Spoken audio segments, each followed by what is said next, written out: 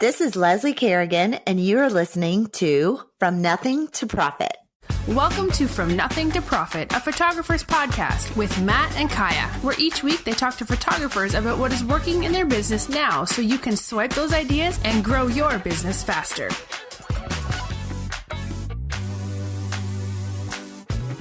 Hello, guys. We are so excited to have Leslie Kerrigan with us today. As you can hear, she is great on the podcast already. She does her own podcast, and she is the founder of Seniorology, which has a great Instagram account. And I think you do conventions and that type of thing. And so we'd love to hear more about you and your history in senior photography, Leslie. Yeah, thanks for having me. And yeah, so I started senior photography in my own personal business, Leslie Kerrigan Photography, probably about 9 or 10 years ago. And right around the same time, I was trying to find information and learn about senior photography. And I wasn't really finding what I was looking for. So I created Seniorology to help other people as I learned. So I kind of used it as a learning platform for myself, but also to share what I've learned with others, because I thought, well, maybe they need to learn as well. So I started Seniorology, and it started out as just a blog that interviewed other photographers and shared inspiration from other photographers. And then it quickly grew into in-person workshops. And then that grew into what we have now, which is a conference once a year called Conference 12. Yeah, that looks really fun. And where's the conference at? So the conference is in a different city every year. And this year it's in Nashville, Tennessee. Oh, awesome. That's really cool. Yeah. I've been to Nashville for a bunch of conferences. It's a really conference friendly city. I really like it a lot. It's a great city. It's not too far from me. But we actually had Conference 12 in Denver, which was one of our most popular ones. So Denver was a great place too. Yeah, I think that's where I grew up. I don't live there anymore, but yeah, Denver's so centrally located. And sometimes I think it's just forgotten about as a major Midwest city, Yeah. But it seems like it's pretty easy to get in and out of Denver for people from both coasts and stuff like that. So that makes sense that was probably one of the popular ones. So and then you guys have guest speakers. Yeah, we have there 12, full 12 conference speakers. The Conference 12, since 12 is the year, the 12th year in school, they're seniors. So then the conference, that's why it's called Conference 12. And then we have 12 different senior photography speakers who teach 12 different classes. So it's kind of a well-rounded, you get education from a lot of different people with a lot of different styles and backgrounds and stuff like that. Yeah, I've been watching your release. I always find it fun to see how you kind of trickle out who all your speakers are. So yeah, we have fun. But then you also do senior photography yourself as well, right? Yes. So I have my own personal senior photography business. That's all I shoot. I mean, every now and then I'll shoot some other things, but the majority of my business is high school seniors. In fact, just last night we had our class of 2020 model informational meeting here at my house. So I'm kind of recovering from that today. I saw you had really cute cookies with your logo, or was it your monogram on it? Yeah, it was the logo. So Leslie Kerrigan Photography. So it just said LKP across the front. So, and they were actually really yummy. We've actually had prettier cookies before that didn't taste so good, shaped like cameras, and they were so pretty, but then they didn't taste good. So I went with the tasting good route last night. That's fun. That's really fun. So you can answer we have a list of questions that we like to ask, and you can answer them from both what you know about the whole industry or from your business personally. We would love to hear any sort of expertise. So, sure. Okay. So Matt, where are we going now? So let's just talk about what's working now. So when you think of what's working now in the senior portrait market, what comes to mind, Leslie? Well, for me personally, in my personal photography business, really showcasing an experience and going back to what I did last night, the model program, those things are working really well for me personally. I know that across the country, it really varies depending on your market. So I've learned through Seniorology and through meeting a bunch of different photographers all over the country that the senior market is different depending on where you live. So, it may be more popular, as in it's been around for a while, sort of on the West Coast, where they have to hire a photographer in order to have a photo in the yearbook. But for me, it's kind of a newer thing because here in the South, they don't get to put whatever photo they want in the yearbook. They have to go to the school appointed photographer and have the black drape kind of on the plain backdrop photo. So to have me in addition to that is sort of a newer phenomenon. So it's, a little bit newer of an industry here, which I love, because when I started, nobody even knew what senior photography was other than that traditional yearbook photo. So, you're saying 9 years ago, like there wasn't really a senior market for you. No, and you guys have had to kind of just build it. Yeah, I totally. What city are you in? So I'm located in Greenville, South Carolina. Okay. And again, everything in the South, I like to joke about this, but it's really true. All trends, no matter what they are, move from west to east, north to south. So we are absolutely the last people that do anything. So when I decided, hey, I think I want to do senior photography, there really wasn't a market for that in my area. People are like, what are you talking about? What's senior photography? So I really had to create sort of a reason why anyone would hire me after they already had the yearbook photo taken. That's so interesting. Like, yeah, because, I feel like when people talk about senior photography, they talk about the way they just described it, the way you just described it, but you always just assume like, yeah, that was like 2,500 years ago. Right. But like you guys are still living it. Like you're still doing the super traditional yearbook pictures in South Carolina, and then the model program and this kind of lifestyle senior portrait stuff is kind of still new, which is really interesting. Yeah, totally. That's really neat. So now let's move on to the next question, because it fits in perfectly. What is one thing that you are most fired up about in our industry today? Like, what makes you really excited about what's happening?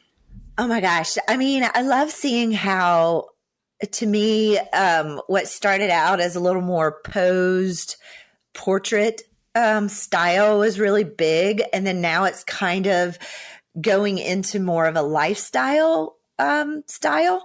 So I love seeing that because I feel like, it's great to get a few posed photos. Of course, especially here in the South where we're super traditional, parents love that, the smiling posed photo. But I think the girls and the seniors are really getting a little more excited about more of a fashion blogger lifestyle type photo where you see some movement and you see, less perfectly posed photos. So I think that's exciting. I think the model program is always exciting because for me, it changes every year. My program started out with only 4 girls that I had to beg to be a part of it. And now it's grown into, I have over 100 apply every year. So it's fun to see how that's changing as well. Those things get me excited. But then in the industry as a whole, I really like to see the huge movement for education for high school senior photographers and the abundance of, places to learn, because I'm a strong believer in no one person has all the answers. So to be able to have choices of where you might learn about this business is exciting. That's really awesome. So let me kind of dig a little bit deeper, because I've been in this conversation in my own head and maybe you can help me with it. So like you're talking about how it's the industry has changed a little bit and how the senior market has changed a little bit. How do you feel like social media has changed in the last couple of years or even in the last year? Have you seen any kind of big changes there? Well, I think social media is changing daily. So yes, definitely. I mean, what was once a Facebook ruled world is now gone to hardly any high school senior is on Facebook anymore. And they're all on Instagram and Snapchat and all these other avenues for social media. So that in and of itself has changed. I think, with photographers in general posting about all sorts of things from education to their own actual work has changed. I think I see a lot more of that, people branching into the education world and posting about that. So that's exciting.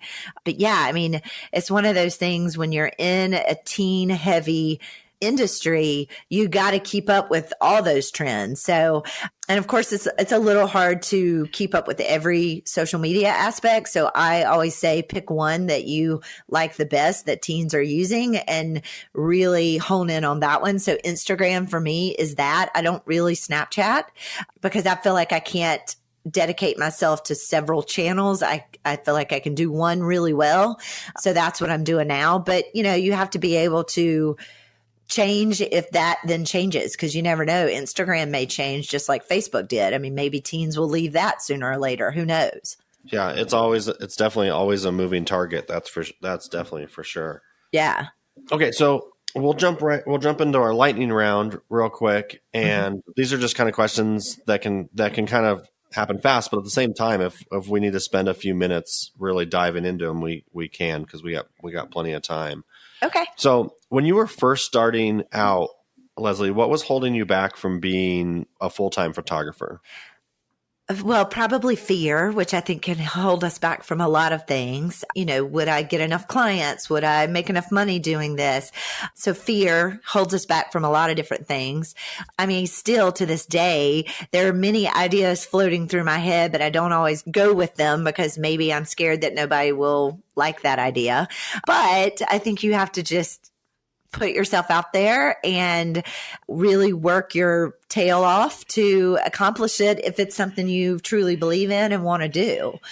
So I just think overcoming that fear is one of those things that you have to do in order to be successful. You can't do it halfway. You have to do it with all your intentions and your full attention so you can be successful. And was it just like I can't even speak about that. Was it fear of failure, or was it like fail? I don't know. Like, what was there one particular part that you were worried about, or was it just general failure that you were worried about? Well, I mean, I think there's always a fear of failure. In fact, this week's Seniorology podcast is all about fear of failure. So I think in business, no matter what business you are in, photography or whatever, there's always that fear that it might not work out. But I've done a ton of stuff that didn't really work out. I mean, I'll be honest. I've put workshops out there and gotten 0 people signed up for it. I tried a rep program that first year and really didn't get referrals out of it. I've done all of it. So I've failed a million times. So I think the thing that more than fear of failure is to get back up and try again. So I just keep trying and keep putting things out there and hoping something sticks, to be honest. And how did you get into photography? Did you go straight into it, or were you doing something else before? Oh, no. I actually, so I went to college for journalism. So I started my first sort of job, I guess, was in a hospital PR department. And then from there, I went to work at a paper company, which was headquartered in my hometown. So I was like an inside salesperson, met my husband. We had cubicles across from each other. And then he wanted to go back and get his master's at Purdue, which was in Indiana. And at the time we were in South Carolina. So I went and, we got married and we moved to Indiana, and I worked in the events department of Purdue's Memorial Union. So I planned weddings and things like that at Purdue. And then from there, I actually started, this is crazy kind of how it all works out. But then from there, I started an invitation company. So it's kind of always in sort of the events planning. I went from event planning to actually creating invitation for these events, which was kind of my graphic design sort of interest. And then I had kids and I wanted photos of them. So I thought, well, I've always been interested in photography. I'd never taken a course or anything like that on it, but I started playing around with it, teaching myself. So yeah, it's totally self-taught. I attended 1 or 2 workshops back in the day that really gave me a foundation. I don't know if you guys ever heard of Nicole Van, but that was one of the very first workshops I attended. And she really kind of gave me the foundation of even how to even take a photo, what exposure was and that sort of thing. And then I, kind of dabbled in everything, just like a lot of people.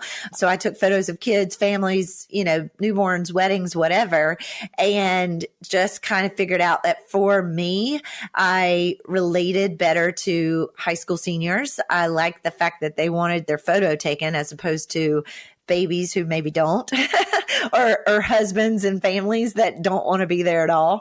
So that kind of started the ball rolling. And again, it was not really done in my area, and everything else was being done. And I'm the kind of person that's like, okay, I don't really want to compete. So I want to make myself different enough so I don't feel like I'm competing with all the other photographers. So that was seniors for me, because a lot of people weren't doing it. So it just kind of fell into place from there. That's neat. It's always interesting to see how our life experiences can make us good photographers, even though we all come from such different backgrounds. So yeah, absolutely. That's really neat. Hey, on that note, let's just take a quick break and we'll be right back. Hey everyone, tell me if this sounds familiar.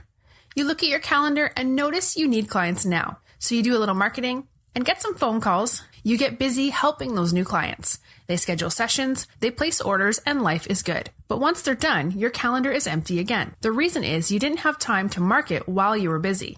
Sometimes your business feels like a roller coaster. And let me tell you something, it is. And believe me, you're not alone. Photographers everywhere have the same problem. But I have some great news. Matt's business, Allison Ragsdale Photography, after years of trial and error, has cracked the code. It works so well, he's created a new class all about it. It's called Get Clients Now, a dead, simple approach to getting photography clients. Everyone at From Nothing to Profit is excited to share this info with you because this system helped Matt and Allison book hundreds of clients this year at their studio. And the best part about this system is that it's simple to set up and it works while you're sleeping. No hard selling or creepy marketing. All you have to do is help your clients answer their most pressing questions. Clients love the system and say it is the #1 reason they book with Matt and Allison. If you're interested in learning more about this system, go to photopodcast.co/simple. Matt has created a short free video that introduces this system. If you like what you hear, podcaster listeners get an exclusive discount on the full class. So make sure you go to photopodcast.co/simple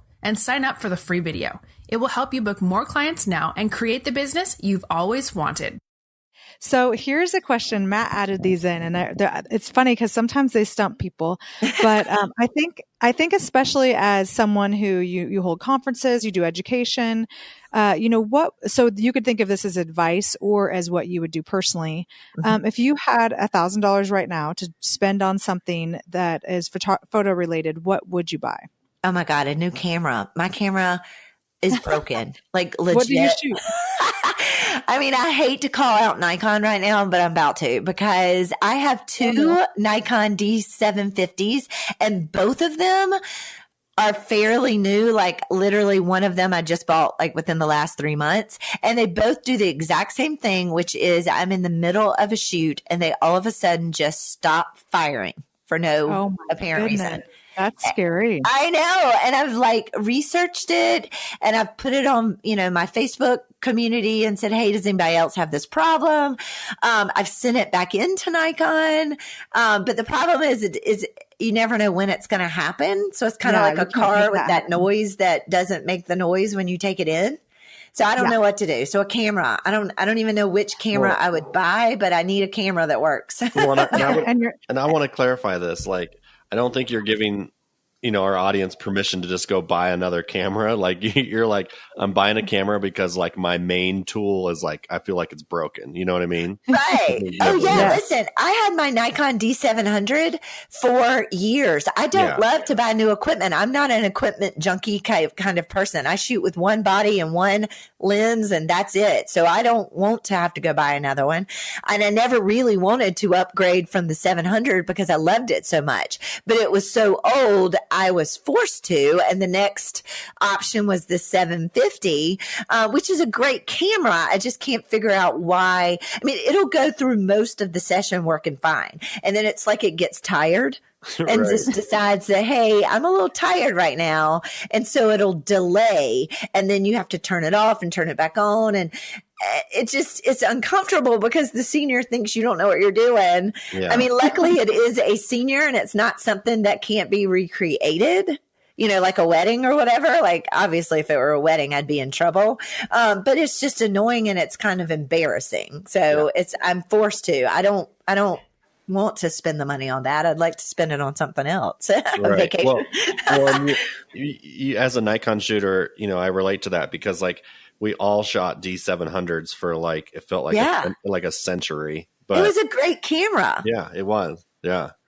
Well, so do you have advice on what I can do with the 750? Well, I don't, because I don't shoot that camera. I mean, we shoot D810s, and we haven't had any problems with them at all. So, I mean, that's okay. So that's what I need to look at next. That's my advice. You might need to look at. I could go. So okay. Yeah. I have someone that can give you some advice too. When we're done, Leslie, I'll give you another name too. Oh, please. Thank you so much. Yeah. Yeah, I shoot Canon and I can't get anything in focus and I don't know whose problem it is. So you have problems too. So it doesn't matter what you have. I know. I was thinking of switching over to Nikon, but mine, that's not $1,000 solution. No, I know, right? And it's not $1,000 solution for me either. It's more than 1,000, but that's what I would put the money toward, I guess. Yes. And all my friends, and I don't want to go to this camera talk, but it's kind of fun. But a lot of my friends that switched to Sony recently, Sony has like an eye autofocus where it detects the eye and makes the eye tack sharp every time. They absolutely love it. We had Jeff Richardson on our podcast a couple of months ago, and he switched to Sony and then switched back to Nikon because he hated it. Oh, but he's the only person I've heard that's like really like couldn't handle it. Okay, well that's something I can look into too. Yeah. Yeah, I think there are more people that don't like it. On Gary Box's Inside the Box, that there's a lot of discussion on that. I don't follow it, but Jeff Richardson is the person I was going to suggest that you talk to, Leslie. Okay. He's my camera guy that I always talk to. So cool. So I'll just follow up with the second part of this question, Kai, if you don't mind. So we give you that same $1,000, Leslie, but what would you be really reluctant or wouldn't want to buy it on because you'd feel like, it may be in our industry, maybe people spend too much money on one certain thing. So this is more on the advice side.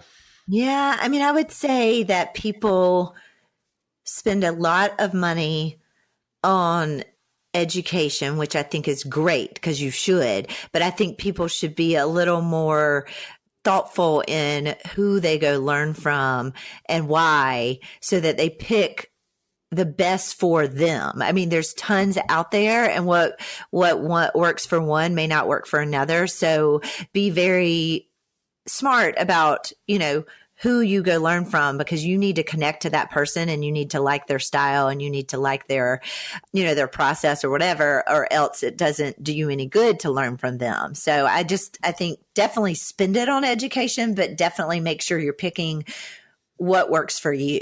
Yeah, I'm exactly at that place in my life right now.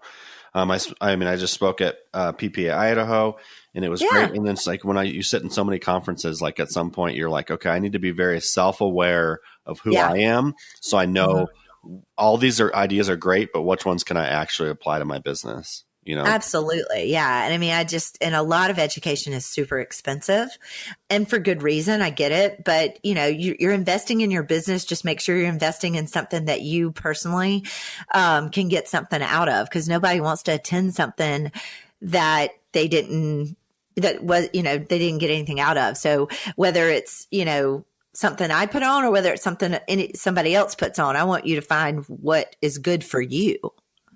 No, yeah, I totally agree. And I feel like too, people will, they're just trends. And so everyone does one thing and everyone does another and everyone does another.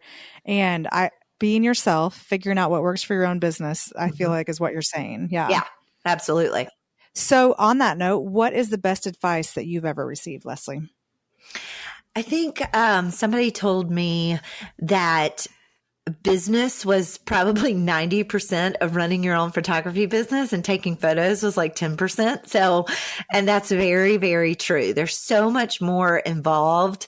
I think, a lot of times people are either creative or they're business minded, but you have to be both for running a photography business, because taking the photos is the creative side, but then there's, the social media part, the taxes and the contracts and the, workflow and all that stuff is business stuff. So if you can maybe go back to the education part, make sure you're learning a little bit of business as well as how to take a photo or, styling for photos or lighting or things like that. You need both. So that to me is some really good advice and has helped me. It will just help you sustain your business longer than just being able to take good photos, I think.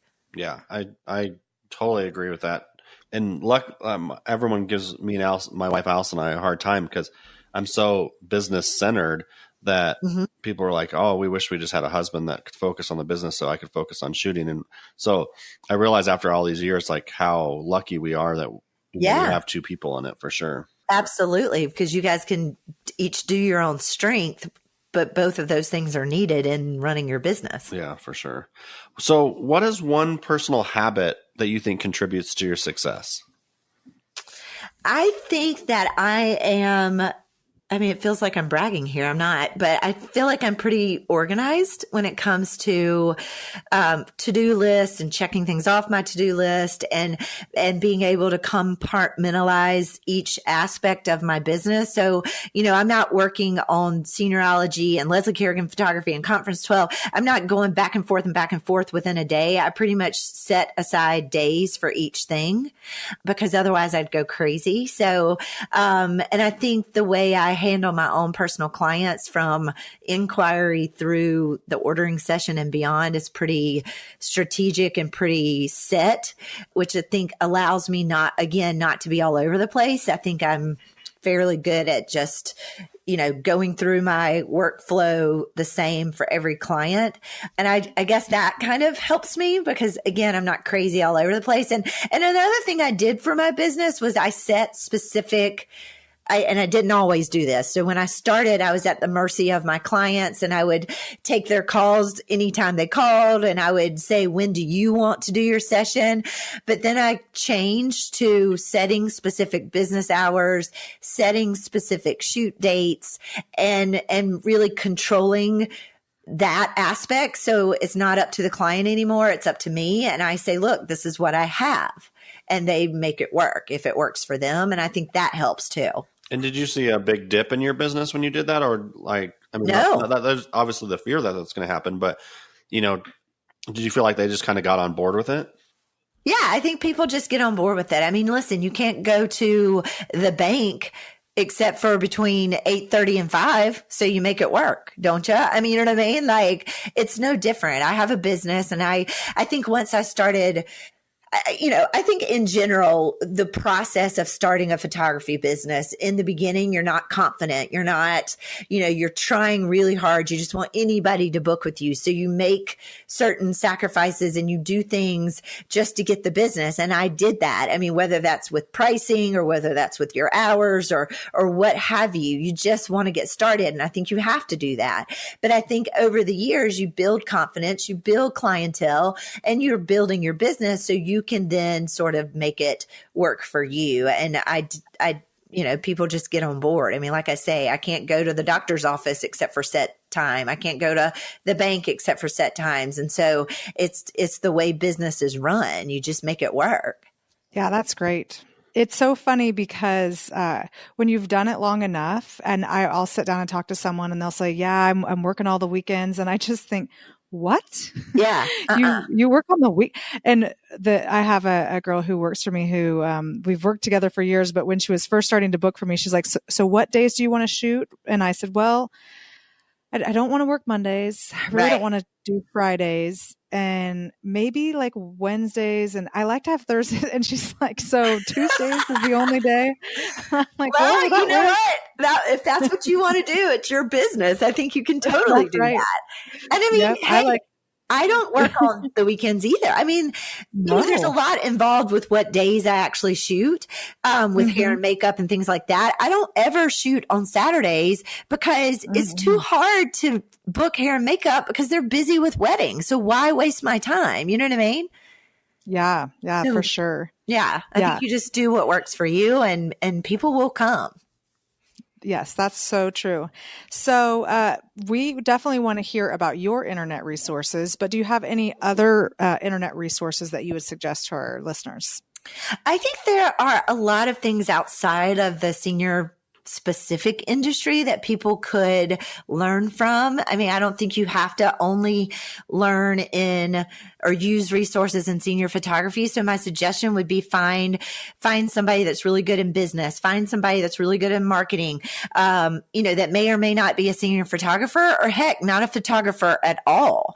So I would say that, I mean, communities, Facebook communities that center around things that you're interested in, again, that may or may not be photography related, but also, find some resources photography related as well. Yeah, that would be my advice, no matter where that comes from. I think books are great, but getting outside your industry a little bit too can broaden your resources.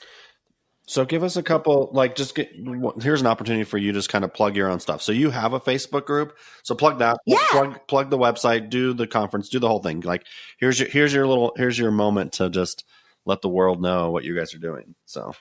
Okay. Well, I mean, obviously I would love for anybody to learn from the resources that I have. But again, I also think that people should vary their resources. So I'm a big proponent in learning from lots of different places. But of course, if you want to learn from seniorology, you can be a part of the seniorology community, which is on Facebook. It's a private Facebook group. You can just search the seniorology community and send me a request to join.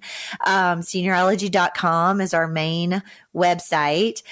We have Conference 12 is our big conference once a year, and it has its own website. And it's just conference and then the number 12.com. We are all over Instagram. So my personal photography is at Leslie Kerrigan Photo. Seniorology is at Seniorology, and Conference 12 is at Conference 12, all spelled out. There's a million different ways to find us. No, that's perfect. Because I know people listening to this are going to want to know about that. So I just thought that was a good fit for everyone just to know right then. So. Oh, thanks. Yeah. So you had mentioned that books were a good resource. Is there a book or two that you really recommend to people that you read in your career that you thought really helped you a lot? I like Work Party by Jocelyn Johnson. She has her a community and a conference and stuff that brings in a bunch of people from all different. It's a women focused conference, but it brings in celebrities and all kinds of different people. So that's really good. And she wrote a book about that. And there's actually a book. I don't know if you guys have heard of a clothing website called nastygal.com. But she has a book about how she just started from nothing and grew this big online clothing company. And I'm really into fashion. So that one I love. And then there's always the Purple Cow is great to read how you can stand out in any industry. So those are really good, I think. Hey, Kaya, that was amazing. She gave us a bunch of books and didn't mention the E-Myth. So there's this joke, Leslie, that maybe the last 7 guests in a row that we've had on the podcast all said the E-Myth was one of them, which is a really good book. But I was like, nobody mentioned the E-Myth again. Because it's not my favorite book. You haven't read it, have you, Matt? What's that? You haven't read it, have you? Yeah, I have. I read it. I read it a long time ago. Okay. And see, I haven't even heard of it. So I just wrote it. I have a sticky note on my computer that has books to look for that I haven't read yet. So I just added that one to it. But the other 2 I have written down, which I have not read. So I have no idea if they're good or not. But there's one called Marketing to Gins. Yeah. And one called Insta Style. Cool. Oh, that's fun. So no personal recommendation, but they're on your list maybe in the near future. Perfect. Absolutely. We also recommend Profit First. Okay. That one is a great book. So Kaya, I didn't tell you this. So Alice and I started reading Clockwork, which is Mike Michalowicz's next book about time management. Uh-oh. It's just as good. Oh my gosh. Profit First. His book Pumpkin Plan, I'm in the midst of reading it right now. And it's hard because these things are going to work, but then you're like, then I'm going to have to do them. So I'm not reading that time management. I don't want to manage my time anymore right now. Thank you very much, Matt. Right. Well, now you guys have given me a huge list that now I have to go read, and I don't have time for that. I'm just kidding. Well, and the thing is, every week, we ask people what their books are, and so now our list is out of control long. So I'm sure. Yeah. That's funny. We should start a book club. A business book club for photographers. That's funny. So Leslie, what is a final parting piece of guidance that you would want to give to our readers or listeners, not readers? I just want everybody out there to know that they can do it. Whatever it is they're trying to do, you can do it. And everybody can. There's enough room for everybody to do whatever it is they want in this industry. And I know sometimes it may not feel like that, but I think that I just want everybody to know that whatever you're doing, either just in your own personal business or trying to do it even broader in the senior photography world, I think everybody has a place, and you really can do it. And running a business can be hard. I mean, I think that's something we can all acknowledge, but keep trying and keep working it, and it takes time, but you can succeed in whatever you're trying to do.